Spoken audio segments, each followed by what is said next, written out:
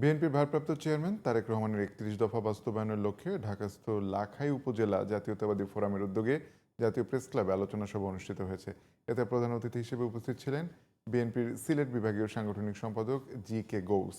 অনুষ্ঠানে সভাপতিত্ব করেন ঢাকাস্থ লাখাই উপজেলা জাতীয়তাবাদী ফোরামের সভাপতি তাজুল ইসলাম মোল্লা তাজ। পরিচালনায় ছিলেন ঢাকাস্থ লাখাই উপজেলা জাতীয়তাবাদী ফোরামের সাধারণ সম্পাদক অ্যাডভোকেট হারুনুর রশিদ।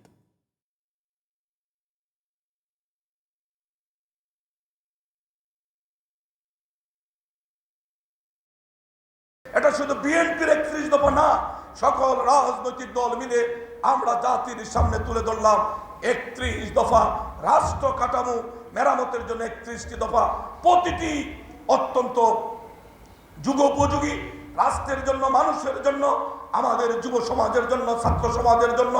আগামী দিনের আমাদের ভাবনা নতুন বাংলাদেশ বিনির্মাণে যারা রক্ত দিয়েছে তাদের সেই শহীদদের ভাবনার সাথে মিল রেখে আজ থেকে ২ বছর আগে আমাদের প্রিয় নেতা তারেক রহমান সাহেব এই রাষ্ট্র কাঠামো মেরামতের জন্য ৩১ দফা দিয়েছেন।